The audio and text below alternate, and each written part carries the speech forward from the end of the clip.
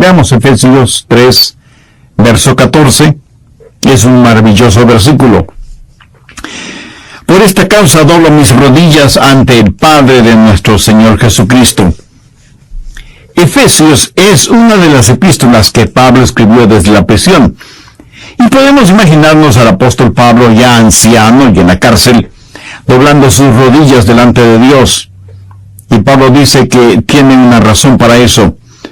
Por esta causa doblo mis rodillas. Eso significa que estaba orando, lo cual ilustra muy bien el refrán que dice: las paredes no son la prisión, y las barras de hierro no son la jaula. Su cuerpo estaba en la prisión, pero su alma, sus oraciones se elevaban al cielo. Alguien dijo con mucha certeza y sabiduría que nunca somos más altos que cuando estamos de rodillas. Pablo está en la prisión, aislado, pero dice: por esta causa doblo mis rodillas. Esto es de gran ánimo para mí, porque hay un ministerio en el cual todos podemos participar sin que importe dónde estemos. Es el ministerio de la intercesión. Hay tanta gente aislada, hay tanta gente en las prisiones, y hay muchos que, sin estar encerrados físicamente en una celda, sin embargo están en una prisión, presos en un cuarto de hospital debido a una enfermedad. A lo mejor me está escuchando alguna madre que tiene hijos pequeños en los cuales invierte todo su tiempo y que se pregunta qué clase de ministerio podría tener. No creo que usted pueda tener un mejor ministerio que el de la intercesión, orando por las otras personas sin descuidar su responsabilidad de madre y esposa. Carlos Garrison Finney fue un gran evangelista y viajaba mucho, predicando en reuniones de avivamiento. Era evidente el tremendo poder de Dios sobre su vida y su ministerio, y él tenía un amigo, un hermano en la fe, Carlos Nash, quien 2 o 3 semanas antes de que Carlos Finney llegara a determinada ciudad, él iba a esa ciudad y oraba e intercedía por los habitantes de esa ciudad y por el ministerio de predicación de Carlos Finney. Y estoy seguro que en el cielo, cuando las recompensas sean entregadas, juntamente con Finney, Nash compartirá esas recompensas. Más o menos lo mismo sucedió con Dwight L. Moody. Él era un efectivo predicador en la iglesia, y 2 señoras de su congregación siempre le decían: hermano Moody, estamos orando por usted, estamos orando por usted. Y esto a él a veces le molestaba y pensaba: ¿por qué no oran por aquellos que necesitan? ¿Por qué no oran por los perdidos, por los pecadores? ¿Por qué tienen que orar por mí?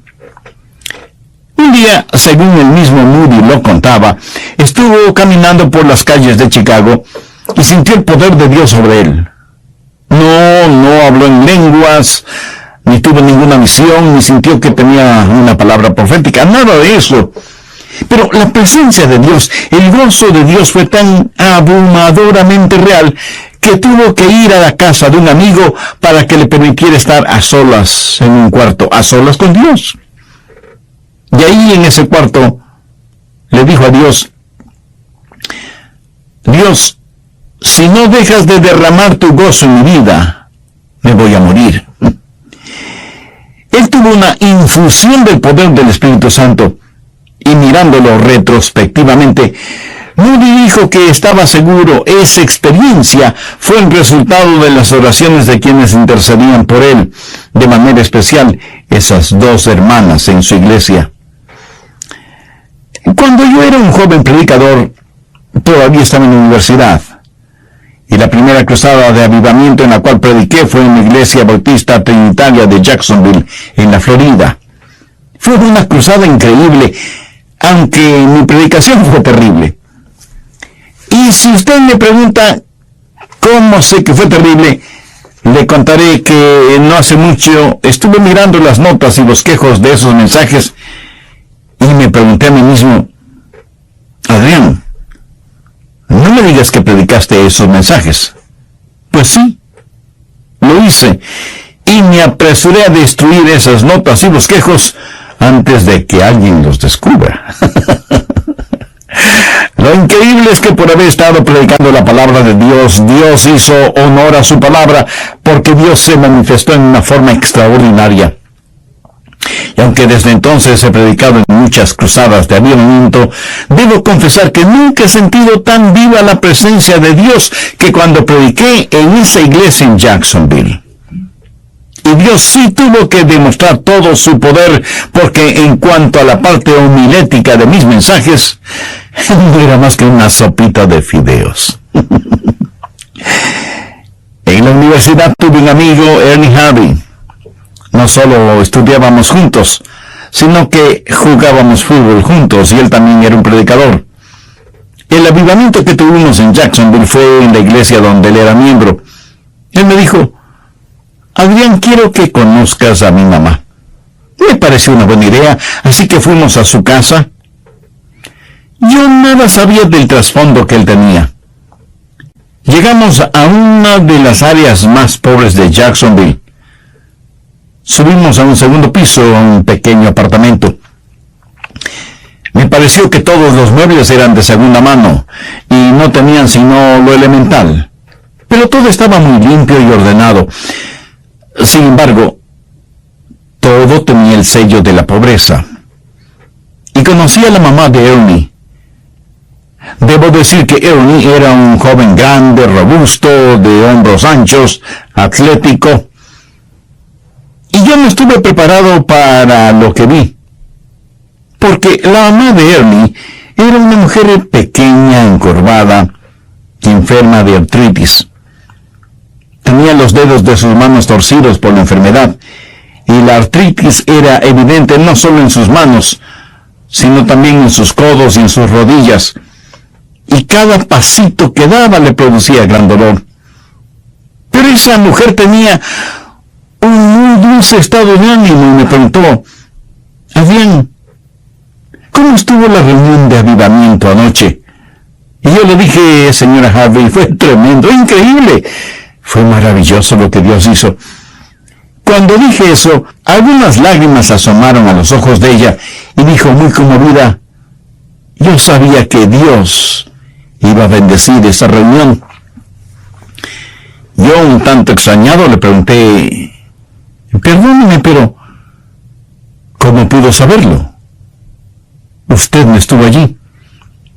Y ella, con una luminosa sonrisa, me contestó: jovencito, todo el tiempo mientras tú estuviste predicando, yo estaba de rodillas orando por ti.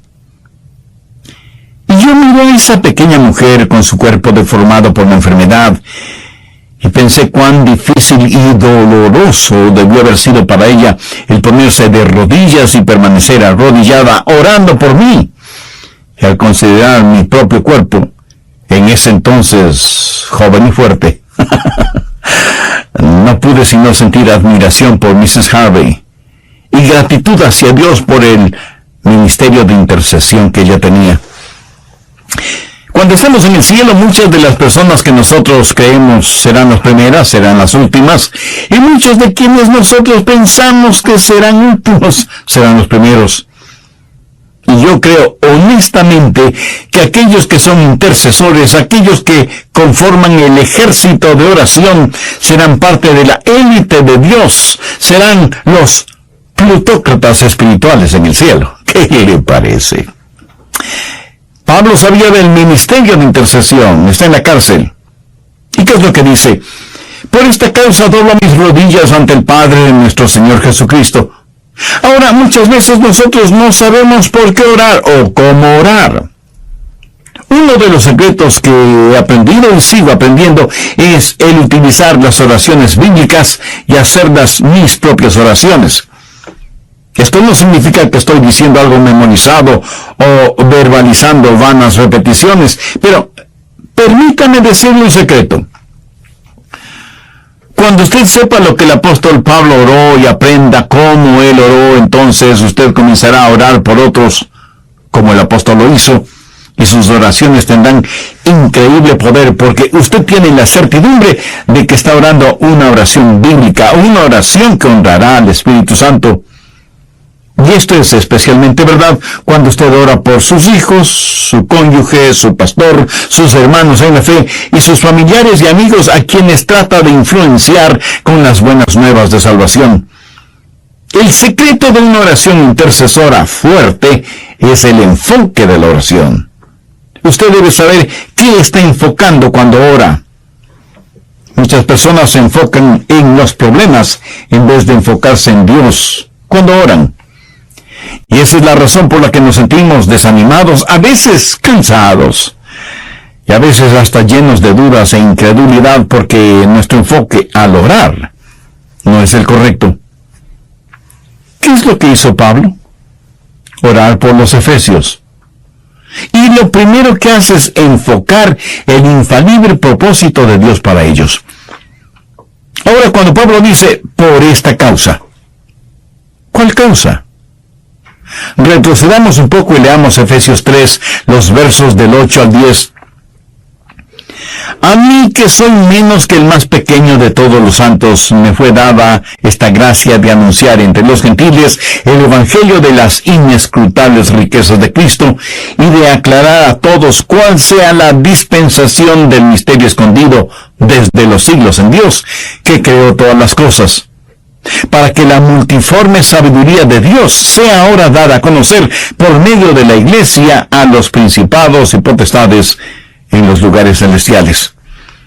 Esto quiere decir que debemos mostrar la sabiduría de Dios a todos los seres humanos en la tierra. Y el verso 11 es el verso clave, conforme al propósito eterno que hizo en Cristo Jesús nuestro Señor. Dios tiene un propósito eterno. Y ese propósito eterno trasciende las pequeñas cosas que nos molestan en la actualidad y que comparativamente son insignificantes. El verso 12, refiriéndose al Señor Jesucristo, dice, en quien tenemos seguridad y acceso con confianza por medio de la fe en Él, por lo cual pido que no desmayéis a causa de mis tribulaciones por vosotros, las cuales son vuestra gloria. Por esta causa doblo mis rodillas. Pablo está orando para que ellos, los efesios, sean parte del eterno propósito de Dios. Ahora, la razón por la cual nosotros fallamos mucho en la oración es porque no conocemos la voluntad de Dios. Por ejemplo, cuando alguien está enfermo, oramos, Señor, ten la bondad de sanarlo. O cuando alguien pierde su trabajo, Señor, provéele de trabajo, y así por el estilo. Pero muchas veces realmente no sabemos. Tal vez no es la voluntad de Dios que esa persona sane de inmediato o que encuentre trabajo rápidamente en otro lugar. Tal vez les bendijo con buena salud y buen trabajo y sin embargo ellos fueron infieles a Dios o no fueron buenos administradores de lo que Dios les había dado. Tal vez nuestra oración no debe ser, Señor, provéele de trabajo, sino más bien, Señor, ayúdale para que te sea fiel. No lo sabemos. O si están enfermos, oramos para que Dios les restaure la salud. Pero a lo mejor Dios no quiere sanarles. A lo mejor Dios quiere llevarlos al cielo. Y mientras Jesús está orando, Padre, deja que estén conmigo donde yo estoy, para que ellos contemplen mi gloria, nosotros oramos para que los deje. Seamos honestos. Muchas veces nosotros no sabemos la voluntad de Dios. Cuando oro por mis hijos, y trato de hacer eso todos los días, yo digo, Dios, ayúdales para que permanezcan en tu eterno propósito.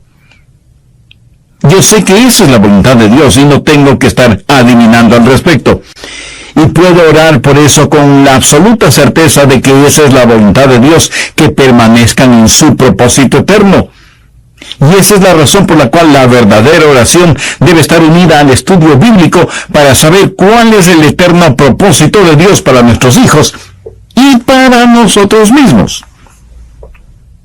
Ahora, pudiera ser que yo no sepa cómo orar por la universidad a la que mis hijos irán o por el trabajo que necesitarán, pero sí puedo orar con fe y decir, querido Dios, en el nombre de Jesús, ayuda a cada uno de mis hijos y nietos para que sean parte de tu propósito eterno.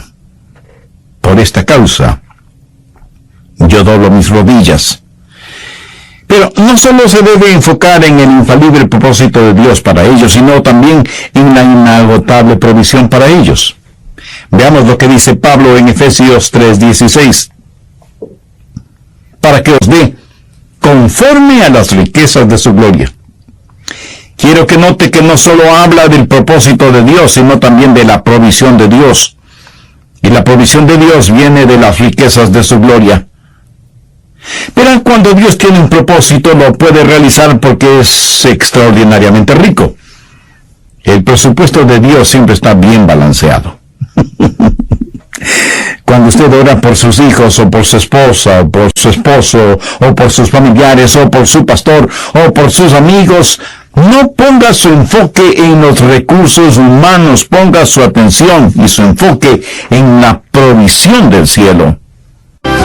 Alguna vez escuché a alguien decir, aquellos que tienen vida eterna nunca experimentarán las crisis de la mitad de la vida, porque no existe ninguna crisis en la vida eterna.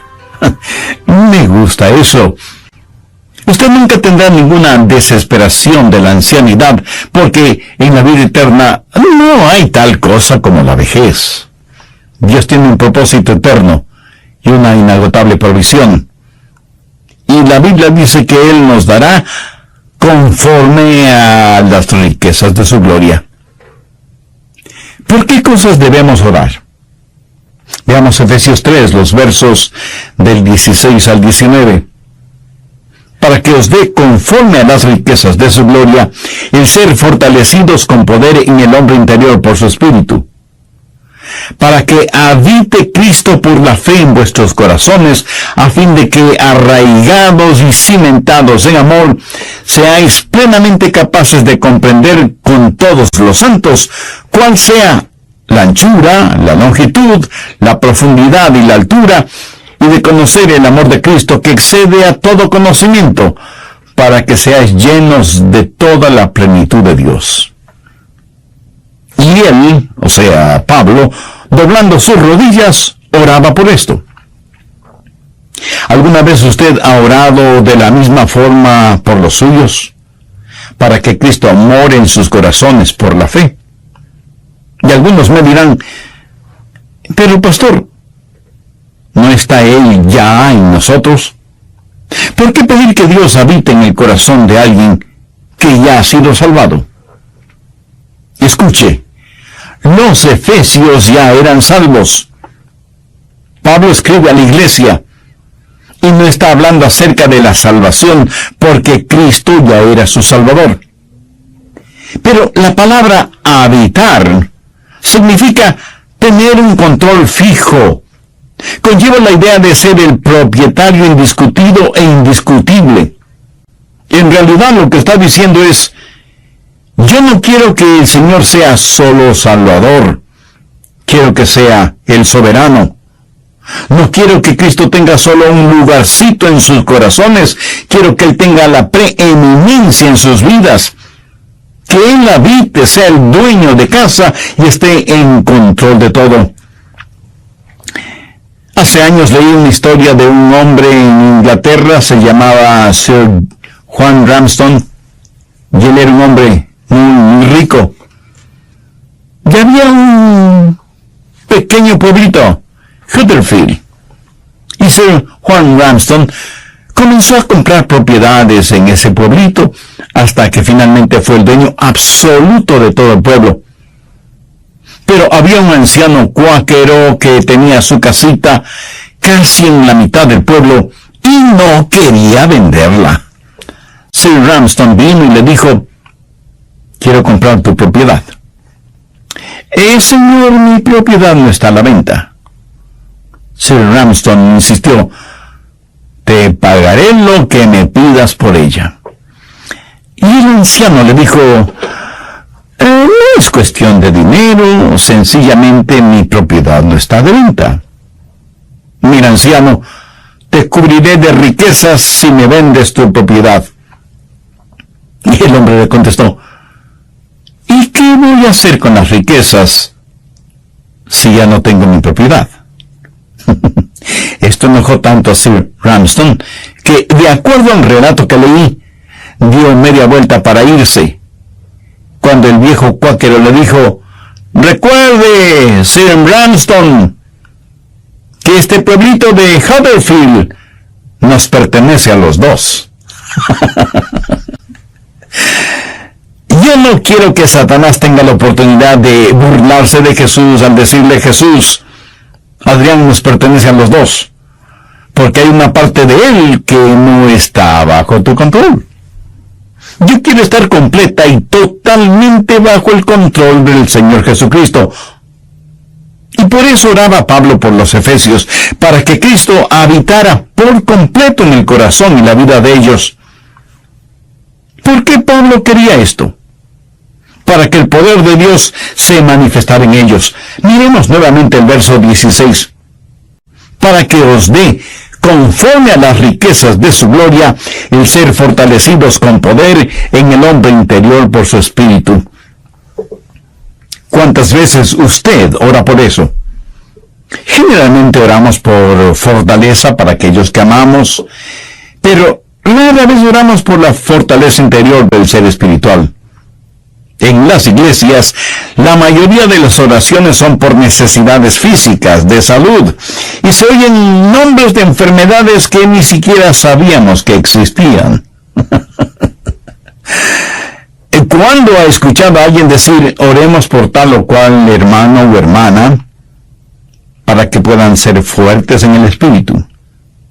Y esto es precisamente lo que pedía Pablo para los efesios: «Para que os dé, conforme a las riquezas de su gloria, el ser fortalecidos con poder en el hombre interior por su espíritu».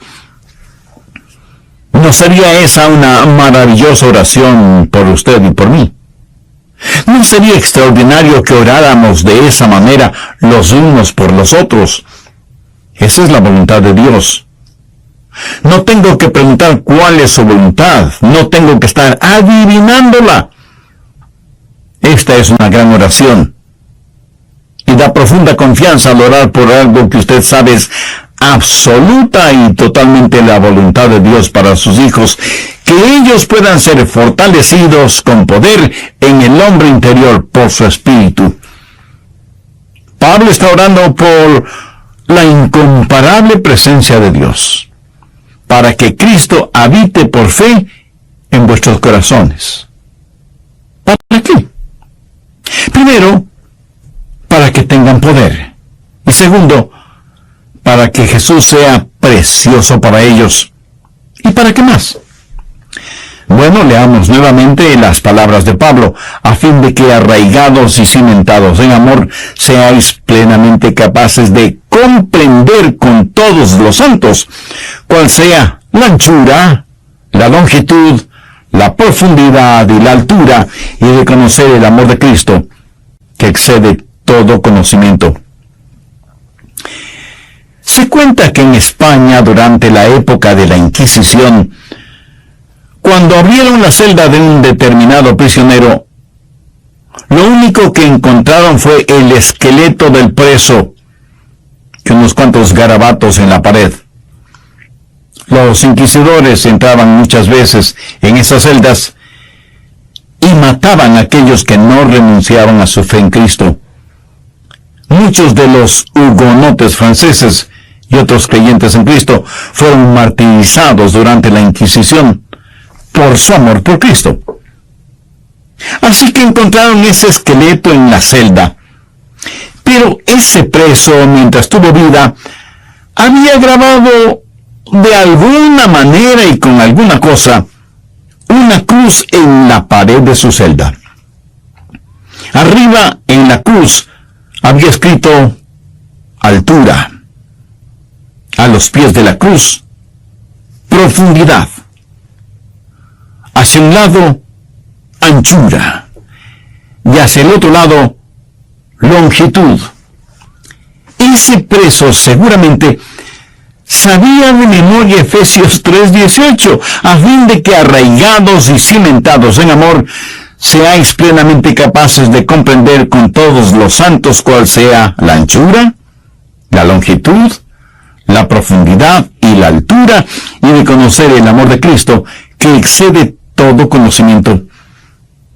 El amor de Dios incluye a todos, nunca termina, sus riquezas son inagotables y su amor nos eleva hasta la gloria. Pablo está diciendo, hermanos, estoy arrodillado orando por ustedes para que Cristo habite por fe en sus corazones, para que puedan ser fortalecidos interiormente y sus ojos espirituales sean abiertos para que puedan ver el increíble amor de Dios.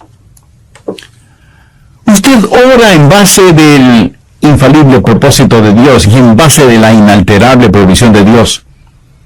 Y ora en base a la indiscutible presencia de Dios.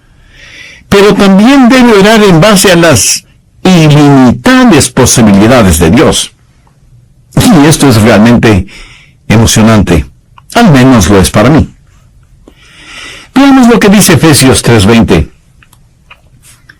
Y aquel que es poderoso para hacer todas las cosas mucho más abundantemente de lo que pedimos o entendemos, según el poder que actúa en nosotros.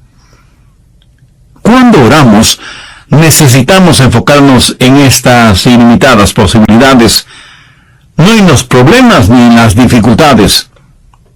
Escuche, ninguna oración enunciada por usted puede exceder el poder de Dios, pero muchas veces los planes de Dios exceden nuestras peticiones y necesitamos mirar más allá de nuestras posibilidades humanas. Necesitamos entender este versículo muy cuidadosamente, porque si no lo hacemos así, podemos dejar de ver que Dios está contestando nuestra oración y no sabemos qué es. Porque la Biblia dice que Él es poderoso para hacer todas las cosas mucho más abundantemente de lo que pedimos o entendemos. Así que podemos pedir una cosa y pudiera ser que Él nos dé algo diferente. Porque no tenemos la mentalidad para pedir aquello que realmente necesitamos. Y por eso terminamos pidiendo lo que no queremos. Alguien escribió lo siguiente: pedí a Dios fortaleza para poder triunfar. Dios me hizo débil para que pueda obedecer. Le pedí salud para realizar grandes cosas. Dios me dio enfermedad para que haga mejores cosas. Le pedí riquezas para poder ser feliz. Dios me dio pobreza para que pueda ser sabio. Le pedí poder para ser alabado por los hombres. Dios me dio humildad para que sienta mi necesidad de Él. Le pedí todas las cosas para gozar de la vida. Dios me dio la vida para que goce de las cosas. No recibí nada de lo que pedí o de lo que esperé, pero Dios contestó todas mis oraciones y le alabo. Hermoso, ¿verdad? Quien quiera que escribió esto tuvo mucha sabiduría y obviamente supo que Dios es poderoso para hacer mucho más abundantemente de lo que pedimos o entendemos. Veamos rápidamente Romanos 8:27. Mas el que escudriña los corazones sabe cuál es la intención del Espíritu, porque conforme a la voluntad de Dios intercede por los santos. Cuando usted ora y dice: Dios, sé que tú eres poderoso para hacer todas las cosas, que ni siquiera puede empezar a comprenderlo. No solo eres poderoso para hacerlo, sino para hacerlo abundantemente. Y no solo para hacerlo abundantemente, sino aún más allá de lo que te pido o entiendo. Y eso, mi amigo, es algo realmente grande. Sin embargo, nosotros mantenemos nuestros ojos en los problemitas insignificantes, en vez de enfocarnos en las ilimitadas posibilidades de nuestro gran Dios. Efesios 3:20 es una promesa en la que podemos confiar plenamente. Y de todo corazón yo creo lo siguiente: si usted ora, su corazón es justo y puede pedir a Dios lo que sea. Y si Dios no le da lo que usted le ha pedido, Él le dará algo mucho mejor de lo que pidió, porque Él es poderoso para hacer todas las cosas mucho más abundantemente de lo que pedimos o entendemos. Por lo tanto, que su enfoque sea siempre en las ilimitadas posibilidades de Dios. Finalmente, cuando ora por sus amigos y cómo influir en las personas, ore por la interminable alabanza a Dios por medio de ellos. ¿Alguna vez ha notado la forma en que Pablo termina su oración en el capítulo 3 de Efesios? Esto es lo que él dice: a Él sea gloria en la iglesia en Cristo Jesús, por todas las edades, por los siglos de los siglos. Amén. Es como si Pablo les estuviera diciendo a sus hermanos en Éfeso: ¿saben lo que yo deseo para ustedes? Yo deseo que Dios sea glorificado en la vida personal de cada uno de ustedes y en la vida congregacional de la iglesia. Amigo, me pregunto si ese es su deseo para sus seres amados, que Dios sea alabado y glorificado por medio de la vida de ellos. ¿Es ese mi más importante deseo como pastor y predicador de la palabra de Dios? En todo lo que hago, busco el que Dios reciba la gloria. Verá, es muchísimo más importante cuando usted ora buscando la gloria de Dios que cuando ora buscando el bienestar personal o familiar. Si usted tiene la gloria de Dios en forma natural, tendrá el beneplácito de los hombres. La gloria de Dios y el beneplácito de los hombres no están en competencia. Lo que sucede es que muchas veces como que solo caminamos alrededor de la gloria de Dios, pero tenemos nuestra mirada puesta en el beneplácito de los hombres. El apóstol Pablo nos enseñó siempre a unificar oración y alabanza, y aunque comenzó pidiendo cosas a Dios, terminó en alabanza. La diferencia entre oración y alabanza es esta: la oración va a la presencia de Dios para adquirir o sacar algo. La alabanza va a la presencia de Dios para permanecer ahí por siempre. Dicho de otra manera, la oración es para decir por favor, mientras que la alabanza dice muchas gracias. Y permítame añadir que la alabanza sin oración no es más que presunción, y la oración sin alabanza es incredulidad. Pero juntas, oración y alabanza traen el poder y la gloria de Dios a nuestras vidas. Le voy a pedir que haga algo. Piense en alguien a quien realmente ama y que está en necesidad. Y con su Biblia en las manos, póngase de rodillas y comience a orar por esa o esas personas. Ore por cosas específicas en relación con esas personas. Permítame decirle que yo lo he hecho y eso me ha proporcionado enorme satisfacción, porque no tengo que estar adivinando acerca de algo, ni tengo que estar preguntando: Señor, ¿qué quieres que haga? Sé que Dios tiene un propósito infalible, sé que Dios tiene riquezas interminables, y sé que Dios quiere vivir en ellos con su presencia incomparable para fortalecerles con poder en su ser interior. Él quiere que vean la gran panoplia de la dimensión de su amor. Y sé que hay ilimitadas posibilidades, porque Dios tiene el poder para hacer cosas mucho más abundantemente de lo que pedimos o entendemos. Y Él quiere glorificarse en todos nosotros. ¿No sería esa una manera extraordinaria de orar por los demás? Todos necesitamos aprender más y más acerca de la oración intercesora, y solo Dios puede enseñarnos. Permítale a Dios hacer en su vida lo que Él crea necesario hacer, para que pueda usted ser un guerrero de oración a favor especialmente de su esposa e hijos. Cuando usted ora por sus hijos, su cónyuge, su pastor, sus hermanos en la fe y sus familiares y amigos a quienes trata de influenciar con las buenas nuevas de salvación. El secreto de una oración intercesora fuerte es el enfoque de la oración. Usted debe saber qué está enfocando cuando ora. Muchas personas se enfocan en los problemas en vez de enfocarse en Dios cuando oran. Y esa es la razón por la que nos sentimos desanimados, a veces cansados, y a veces hasta llenos de dudas e incredulidad porque nuestro enfoque al orar no es el correcto. ¿Qué es lo que hizo Pablo? Orar por los efesios. Y lo primero que hace es enfocar el infalible propósito de Dios para ellos. Ahora, cuando Pablo dice, por esta causa, ¿cuál causa? Retrocedamos un poco y leamos Efesios 3, los versos del 8 al 10. A mí, que soy menos que el más pequeño de todos los santos, me fue dada esta gracia de anunciar entre los gentiles el evangelio de las inescrutables riquezas de Cristo y de aclarar a todos cuál sea la dispensación del misterio escondido desde los siglos en Dios, que creó todas las cosas, para que la multiforme sabiduría de Dios sea ahora dada a conocer por medio de la Iglesia a los principados y potestades en los lugares celestiales. Esto quiere decir que debemos mostrar la sabiduría de Dios a todos los seres humanos en la tierra. Y el verso 11 es el verso clave, conforme al propósito eterno que hizo en Cristo Jesús nuestro Señor.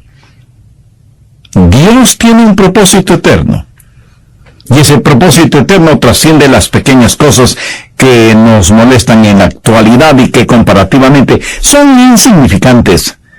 El verso 12, refiriéndose al Señor Jesucristo, dice, en quien tenemos seguridad y acceso con confianza por medio de la fe en Él, por lo cual pido que no desmayéis a causa de mis tribulaciones por vosotros, las cuales son vuestra gloria. Por esta causa doblo mis rodillas. Pablo está orando para que ellos, los efesios, sean parte del eterno propósito de Dios. Ahora, la razón por la cual nosotros fallamos mucho en la oración es porque no conocemos la voluntad de Dios. Por ejemplo, cuando alguien está enfermo, oramos, Señor, ten la bondad de sanarlo. O cuando alguien pierde su trabajo, Señor, provéele de trabajo, y así por el estilo. Pero muchas veces realmente no sabemos. Tal vez no es la voluntad de Dios que esa persona sane de inmediato o que encuentre trabajo rápidamente en otro lugar. Tal vez les bendijo con buena salud y buen trabajo y sin embargo ellos fueron infieles a Dios o no fueron buenos administradores de lo que Dios les había dado. Tal vez nuestra oración no debe ser, Señor, provéele de trabajo, sino más bien, Señor, ayúdale para que te sea fiel. No lo sabemos. O si están enfermos, oramos para que Dios les restaure la salud. Pero a lo mejor Dios no quiere sanarles. A lo mejor Dios quiere llevarlos al cielo. Y mientras Jesús está orando, Padre, deja que estén conmigo donde yo estoy, para que ellos contemplen mi gloria, nosotros oramos para que los deje. Seamos honestos. Muchas veces nosotros no sabemos la voluntad de Dios. Cuando oro por mis hijos, y trato de hacer eso todos los días, yo digo, Dios, ayúdales para que permanezcan en tu eterno propósito. Yo sé que esa es la voluntad de Dios y no tengo que estar adivinando al respecto. Y puedo orar por eso con la absoluta certeza de que esa es la voluntad de Dios, que permanezcan en su propósito eterno. Y esa es la razón por la cual la verdadera oración debe estar unida al estudio bíblico para saber cuál es el eterno propósito de Dios para nuestros hijos y para nosotros mismos. Ahora, pudiera ser que yo no sepa cómo orar por la universidad a la que mis hijos irán o por el trabajo que necesitarán, pero sí puedo orar con fe y decir, querido Dios, en el nombre de Jesús, ayuda a cada uno de mis hijos y nietos para que sean parte de tu propósito eterno. Por esta causa, yo doblo mis rodillas. Pero no solo se debe enfocar en el infalible propósito de Dios para ellos, sino también en la inagotable provisión para ellos. Veamos lo que dice Pablo en Efesios 3:16. Para que os dé conforme a las riquezas de su gloria. Quiero que note que no solo habla del propósito de Dios, sino también de la provisión de Dios. Y la provisión de Dios viene de las riquezas de su gloria. Verá, cuando Dios tiene un propósito, lo puede realizar porque es extraordinariamente rico. El presupuesto de Dios siempre está bien balanceado. Cuando usted ora por sus hijos, o por su esposa, o por su esposo, o por sus familiares, o por su pastor, o por sus amigos, no ponga su enfoque en los recursos humanos, ponga su atención y su enfoque en la provisión del cielo. Alguna vez escuché a alguien decir, aquellos que tienen vida eterna nunca experimentarán las crisis de la mitad de la vida, porque no existe ninguna crisis en la vida eterna. Me gusta eso. Usted nunca tendrá ninguna desesperación de la ancianidad, porque en la vida eterna no hay tal cosa como la vejez. Dios tiene un propósito eterno y una inagotable provisión. Y la Biblia dice que Él nos dará conforme a las riquezas de su gloria. ¿Por qué cosas debemos orar? Veamos Efesios 3, los versos del 16 al 19. Para que os dé conforme a las riquezas de su gloria, el ser fortalecidos con poder en el hombre interior por su espíritu, para que habite Cristo por la fe en vuestros corazones, a fin de que, arraigados y cimentados en amor, seáis plenamente capaces de comprender con todos los santos cuál sea la anchura, la longitud, la profundidad y la altura, y de conocer el amor de Cristo que excede a todo conocimiento, para que seáis llenos de toda la plenitud de Dios. Y él, o sea, Pablo, doblando sus rodillas, oraba por esto. ¿Alguna vez usted ha orado de la misma forma por los suyos? Para que Cristo more en sus corazones por la fe. Y algunos me dirán, pero pastor, ¿no está Él ya en nosotros? ¿Por qué pedir que Dios habite en el corazón de alguien que ya ha sido salvado? Escuche, los efesios ya eran salvos. Pablo escribe a la iglesia y no está hablando acerca de la salvación porque Cristo ya era su Salvador. Pero la palabra habitar significa tener un control fijo. Conlleva la idea de ser el propietario indiscutido e indiscutible. En realidad lo que está diciendo es, yo no quiero que el Señor sea solo Salvador, quiero que sea el soberano. No quiero que Cristo tenga solo un lugarcito en sus corazones, quiero que Él tenga la preeminencia en sus vidas. Que Él habite, sea el dueño de casa y esté en control de todo. Hace años leí una historia de un hombre en Inglaterra, se llamaba Sir Juan Ramsden, y él era un hombre muy rico. Y había un pequeño pueblito, Huddersfield, y Sir Juan Ramsden comenzó a comprar propiedades en ese pueblito, hasta que finalmente fue el dueño absoluto de todo el pueblo. Pero había un anciano cuáquero que tenía su casita casi en la mitad del pueblo y no quería venderla. Sir Ramsden vino y le dijo, quiero comprar tu propiedad. Señor, mi propiedad no está a la venta. Sir Ramsden insistió, te pagaré lo que me pidas por ella. Y el anciano le dijo, no es cuestión de dinero, sencillamente mi propiedad no está de venta. Mira, anciano, te cubriré de riquezas si me vendes tu propiedad. Y el hombre le contestó, ¿y qué voy a hacer con las riquezas si ya no tengo mi propiedad? Esto enojó tanto a Sir Ramsden que, de acuerdo al relato que leí, dio media vuelta para irse. Cuando el viejo cuáquero le dijo, recuerde, Sir Ramsden, que este pueblito de Huddersfield nos pertenece a los dos. Yo no quiero que Satanás tenga la oportunidad de burlarse de Jesús al decirle, Jesús, Adrián nos pertenece a los dos. porque hay una parte de él que no está bajo tu control. Yo quiero estar completa y totalmente bajo el control del Señor Jesucristo. Y por eso oraba Pablo por los efesios, para que Cristo habitara por completo en el corazón y la vida de ellos.